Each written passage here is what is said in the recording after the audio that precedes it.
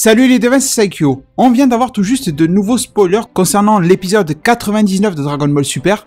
On a aussi des infos qu'on savait déjà sur l'épisode 98, on va le passer ça très rapidement. Vraiment la hype sur ces spoilers là tourne autour de l'épisode 99, vous allez voir. Alors pour les sources de ces informations là, ça nous vient des programmes télé japonais, enfin de un programme télé japonais. Alors pour le coup, je ne sais pas qui l'a posté en tout premier sur Twitter. Moi en tout cas, je l'ai vu débarquer chez Eren Van Duyn et pas mal de monde l'a retweeté ensuite comme Ernst98 qui a aussi fait la traduction en anglais de ces spoilers là. Et la traduction en français que je vous affiche à l'écran, c'est toujours grâce à ma collaboration avec Inda de la chaîne Inda to the World. Je vous mets le lien de sa chaîne en description comme d'habitude si vous voulez aller la soutenir là-bas. Je vous lis ces spoilers là. Alors on a un titre global dans le guide TV japonais qui nous disait Goku et la team, donc la team Z, sont ciblés par les autres univers, pour l'interrogation exclamation. Donc pour l'épisode 98, on va y aller très rapidement sur ça parce que j'ai déjà une vidéo de spoiler dans laquelle il y a la même chose qui est déjà dite dedans. Donc le titre est Oh, tout était en vain, les univers désespèrent. Durant le chaos qui a suivi le début du tournoi, Goku et les autres de l'univers 7 ont été ciblés par les autres univers.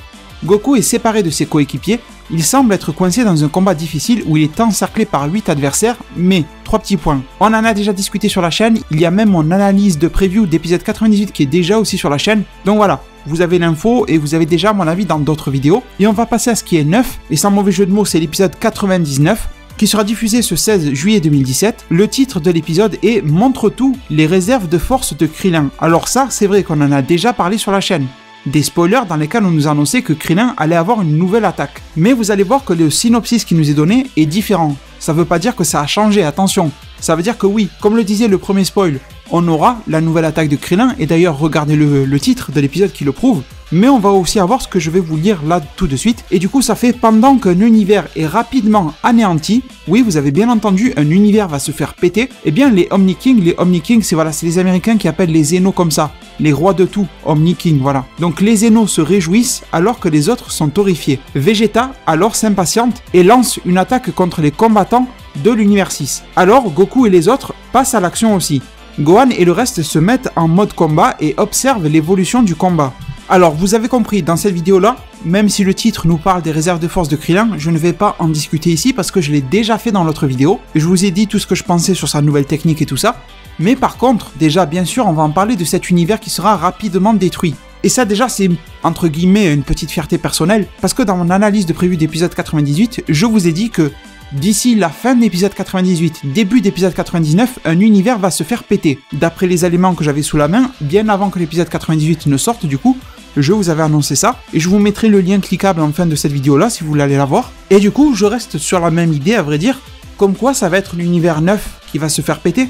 Pour toutes les raisons que j'ai énoncées dans ma vidéo d'analyse de preview, comme par exemple le fait qu'on voit très bien que tous les combattants de l'univers 9 s'en prennent à tous les combattants de l'univers 7. Et forcément, on s'imagine pas l'univers 7 perdre contre le 9. Donc je pense clairement que l'univers 9 va se faire éliminer, une grande partie par Goku et Vegeta, et le reste par le groupe là de la Team Z, qui reste forgé autour de Gohan, et que cette défaite là de l'univers 9 devrait arriver vers la fin de l'épisode 98, et j'imagine même que ce début de destruction, peut-être même la destruction totale de l'univers 9, arrivera en épisode 98. Si vous voulez savoir les détails, je vous explique tout dans ma vidéo d'analyse de prévu d'épisode 98, mais je pense que la petite sphère lumineuse qui se trouve autour de, vous savez la petite boule là de lumière qu'il y a juste au-dessus du ring, je pense qu'elle va servir à détruire les dieux, l'univers et compagnie. Et du coup je pense que c'est une bonne chose, ça fait des mois que je vous disais qu'on avait besoin qu'un univers se fasse péter, histoire d'avoir un univers exemple, pour pas que tout le monde croie que ils sont en pleine vacances ou dans un tournoi de rigolade, qu'ils sont tous entre collègues et voilà.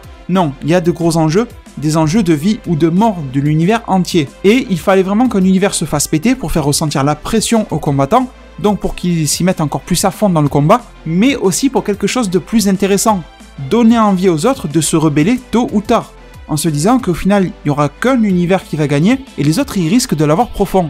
Et ça c'est le problème. Et réfléchissez 2 minutes, je pense que c'est plus logique, quand on se sait perdu, de tenter le tout pour le tout, plutôt que de ne rien tenter et d'avoir une très maigre chance de pouvoir y arriver, surtout que les autres univers vont vite se rendre compte que l'univers 11 et l'univers 7 sont de gros favoris, donc en gros ils vont tous se dire mais pourquoi je me bats, pourquoi est-ce que je joue le jeu, alors que je vois déjà que je suis perdu face à un de ces deux univers là, et pourquoi pas tenter alors une alliance entre tous les univers qui le voudront bien, et se rebeller et renverser un petit peu cet ordre divin qui impose la vie et la mort à d'autres dieux et aux mortels qui au final n'avaient rien demandé de particulier.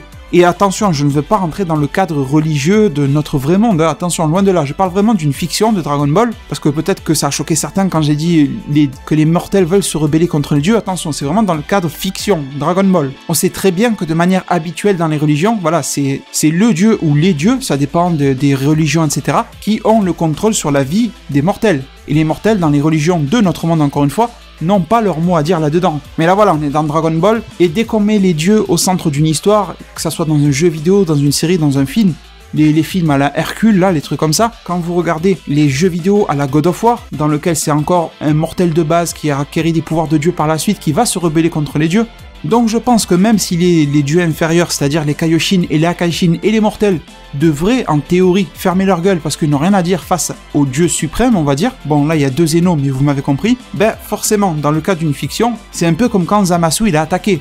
Trunks il s'est dit je vais le défoncer, peu importe qu'il soit Kaioshin ou pas Kaioshin, qu'il me soit supérieur ou pas, je vais me défendre. Et je pense que c'est un petit peu la même chose qui va se passer et que la plupart en tout cas des univers vont vouloir se défendre contre tout ça. Et justement le fait de voir un univers se faire péter, ça va permettre tout le monde de réaliser le gros problème. Et ça, j'arrête pas de vous le répéter sur la chaîne, je fais que vous dire, regardez, les mecs, dès que le tournoi commence, ils se jettent dessus avec de grands sourires, ils sont prêts à se battre, comme si ils faisaient un tournoi basique, là, des arts martiaux classiques, un Tenkaichi Budokai tout à fait normal, alors que non, ça n'est pas un tournoi normal. Ils arrêtent pas de ramener leur gueule, de se moquer l'un et l'autre. Champa qui dit, prenez-vous-en à l'univers 7, sautez-leur dessus, alors que c'est son frère jumeau, enfin... Il n'y a pas des alliances, il n'y a rien de logique qui se passe depuis le début. Il y a tous les dieux qui sont là, les bras croisés, qui rigolent, qui tapent des sourires, et tous ils pensent pouvoir survivre à la fin. Ils n'arrivent pas à réaliser leur sort, c'est ça le problème. Le problème c'est ça, ils ne réalisent pas du tout ce qui est en train de se passer, et du coup leur comportement il est pas bon, correspond pas du tout à la situation. Et je pense que c'est un petit peu comme à l'école, quand le prof dit qu'il va y avoir une punition, je sais pas quoi, tout le monde rigole. Et dès qu'il la met la punition, ou je sais pas trop quelle connerie, ben du coup tout le monde commence à fermer sa gueule. Ben je pense que ça va être pareil, tout le monde dans un premier temps en tout cas, va commencer par fermer sa gueule, mais après ils vont vouloir se rebeller, ou du moins tenter quelque chose. Et quand vous emboîtez le tout, ça correspond bien, parce qu'en plus vous avez quelques cinglés, les mortels parmi les univers, des Frost, des Freezer qui peuvent très vite aider à foutre le feu et à renverser l'ordre. Donc même si le grand prêtre et les anges ont l'air imbattables, et le grand prêtre pour le moment en tout cas il est imbattable, et je pense qu'il restera imbattable jusqu'à la fin, et je pense que si on veut battre un gars comme ça, faudra le sceller ou quelque chose comme ça. Enfin bon, on est vraiment loin de ça, mais c'est juste pour vous rappeler le dicton à la con qui dit « l'union fait la force ». Et je pense que justement dans cet arc-là, un arc tournoi du pouvoir, c'est vraiment ce qu'il y a de mieux pour amener un arc de rébellion. Il y a un arc pour prouver que l'union fait la force. Et que, en étant motivé et uni, on peut avoir des ambitions de fou, des trucs qui ont l'air totalement impossibles, mais au final vous y arrivez. Et de toute façon, un autre truc qui me prouve qu'on va aller dans cette direction-là, c'est que les dieux, on voit bien, bon le Daishinkan pour le moment il est correct, mais les autres Zeno là, les 2 Zeno, on voit qu'ils sont pas tranquilles.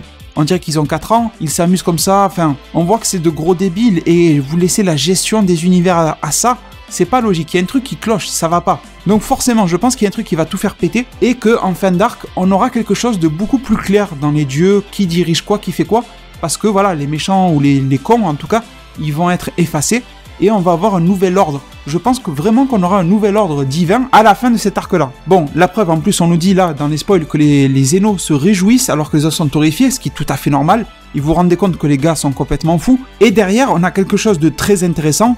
Alors là, je sais pas du tout ce que je vais mettre comme titre à la vidéo, mais je pense que je vais mettre un truc du genre Vegeta contre Kale. Un truc dans ce genre-là, parce que je pense qu'on s'en approche de plus en plus. On nous dit dans ces spoilers-là que Vegeta s'impatiente, donc c'est du Vegeta classique, hein, et lance une attaque contre les combattants de l'univers 6.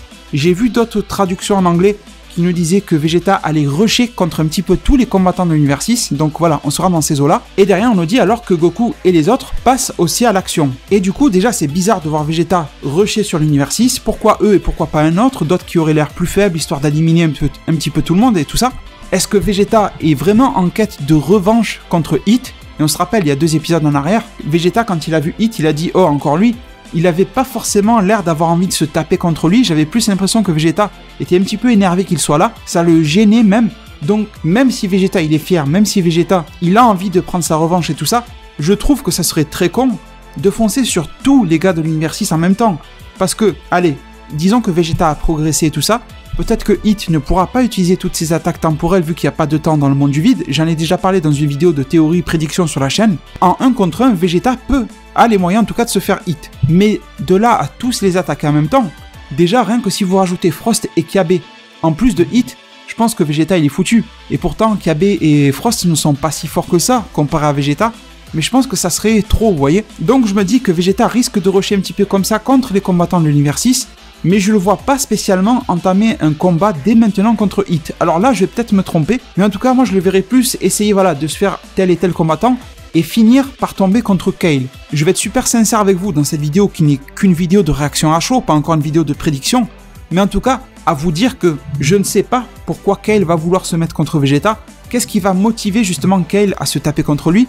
Qu'est-ce qui va la pousser à se transformer et à s'énerver alors? Bon, on peut s'imaginer des scénarios comme quoi Hit est occupé quelque part, Frost lui s'en fout un petit peu, il manigance avec Freezer je sais pas quoi, et derrière on aurait Kiabe et Caulifla qui vont se mettre contre Vegeta. Vegeta il est furieux parce qu'il veut vite que le tournoi se termine, il pense à Bra, à Bulma et tout ça, et ça serait cool de voir alors Vegeta défoncer complètement Kiabe et Caulifla, les mettre KO mais sans les jeter dans le monde du vide, et au moment par exemple où Vegeta va les jeter dedans, t'as Kale qui s'énerve comme une folle et qui rush Vegeta. Et là justement un combat énorme se lancera entre les deux. Au passage, regardez à l'écran ce que je vous affiche, une photo qui a été prise il y a quelques semaines, voire même des mois en arrière.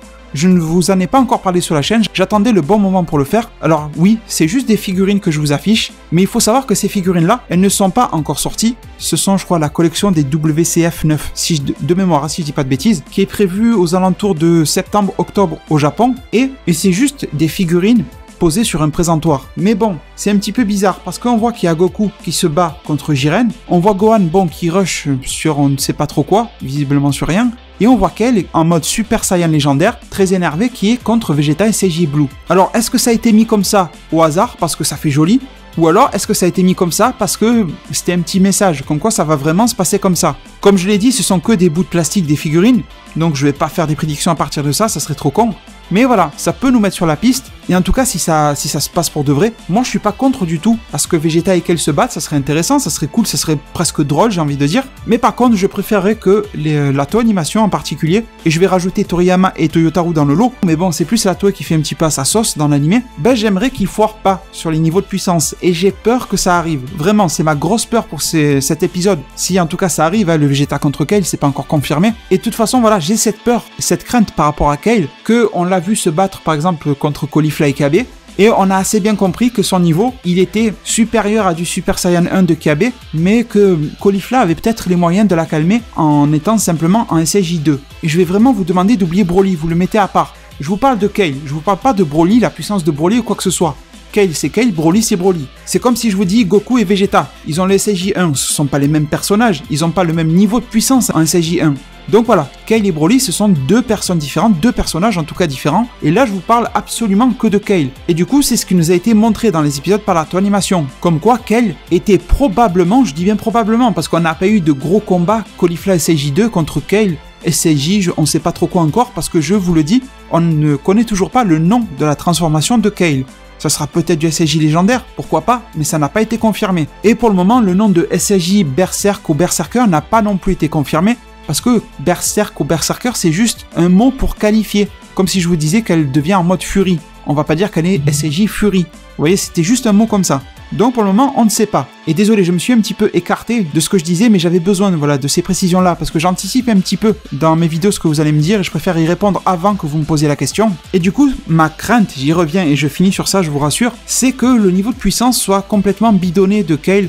Un coup, elle est à peu près niveau SSJ2 Caulifla, et voilà, 3 épisodes plus tard dans le tournoi, elle est toujours dans la même transformation, mais elle rivalise ou elle défonce Vegeta SSJ Blue. Surtout que Vegeta, on n'arrête pas de nous le mettre dans toutes les sauces pour servir de faire valoir aux autres personnages. C'est-à-dire que dès qu'il y a un méchant qu'on a envie de mettre en avant ou un combattant tout simplement, on fait en sorte que Vegeta se tape avec, Vegeta se fait défoncer et on comprend que le mec est super fort. Exemple, Goku Black. Et du coup, ça me dérange pas trop si Vegeta perd contre Kale, mais en tout cas, il faudra m'expliquer comment elle a pu arriver à ce niveau-là. Et si ça n'est pas expliqué, que c'est juste la Toei Animation qui fera comme elle a envie, ben ça me restera en travers de la gorge, parce que pour 2 raisons. Parce que ça sera pas cohérent que Kale puisse passer d'un tel niveau à un tel niveau, ça c'est clair. Et en plus parce que, pour le moment, je suis pas encore prêt à digérer une nouvelle défaite de Vegeta. Vegeta là, ces derniers mois, je l'ai quand même vu pas mal perdre. Il faudrait bien qu'il ait quelques victoires. Et des victoires qui sont de vraies victoires, pas juste un gars paumé de l'univers 2 ou je sais pas trop qui. Je me doute que Vegeta ne battra pas Jiren, mais voir un Vegeta battre un Toppo, déjà ça m'intéresse. Vegeta qui bat un Pride Troopers de manière générale, déjà c'est un petit peu mieux. Un Dispo, pourquoi pas. Voir Vegeta prendre sa revanche contre Hit, là je sais que je rêve trop. C'est le rêve, comme je viens de le dire. Et après, pourquoi pas, on pourra penser à voir Vegeta perdre. Mais d'abord, laissez-le gagner. Et même voir Vegeta gagner contre Kiabe et Caulifla, c'est peu quand même. Le voir gagner contre un jeune SSJ1 et une jeune SSJ2, c'est très très peu. Mais voilà, je vous le dis, c'est presque une double crainte, une défaite de Vegeta encore une fois, qui arriverait un petit peu trop vite, et un power-up qu'on comprendrait pas trop bien de Kale, qui arriverait un petit peu comme ça. J'espère que ça n'arrivera pas, mais ça me fait un petit peu peur. Et ensuite, et devant, on termine sur ces spoilers-là. On nous dit que Gohan et le reste se mettent en mode combat et observent l'évolution du combat. Alors visiblement, l'équipe à Gohan et compagnie va rester assez immobile comme ça, centrée à peu près dans sa même zone, et ne va pas bouger tant qu'on les attaquera pas. Et bon, je pense que la animation, elle a d'autres choses à nous montrer. Krillin, donc qui dit Krillin dit C18 et C17 sûrement. Je pense qu'il y aura des problèmes avec ces deux-là qui vont commencer à se faire battre. Moi, en tout cas, ma prédiction, c'est que C18 va être dans la merde et Krillin va lui sortir sa nouvelle attaque, histoire de la défendre. Et derrière, ils veulent aussi nous montrer Goku et Vegeta. C'est pour ça que la animation ne doit pas arriver à bien se démerder pour aussi nous montrer du Gohan, du Kame Sennin, du Piccolo, du machin. Attendez-vous à ce que pendant peut-être 3-4 épisodes, le Bella Team Z, elle reste comme ça, en bloc là, immobile, pendant que les autres se tapent. Ça m'étonnerait pas du tout, pendant que Freezer, lui, il fait ce qu'il a à faire n'importe où, là, on sait pas trop ce qu'il fout. Et ça risque d'être un petit peu comme ça, tant qu'on ne sort pas de toute cette histoire autour de Vegeta et de Goku en particulier. Bon, du coup les devins, je pense avoir fait le tour de ces spoilers là, on s'en reparlera très sûrement dans d'autres vidéos, prédictions, reviews du futur ou autre, et du coup les devins, je vous remercie énormément de m'avoir suivi et écouté durant cette vidéo là, et je me permets de vous laisser sur ces mots, prenez soin de votre futur, le meilleur moyen d'y arriver c'est de vous abonner à ma chaîne, de la partager, de la liker et la commenter un maximum de fois pour que notre communauté puisse se développer le plus possible sur YouTube. Merci énormément et à plus pour de prochains arts divinatoires.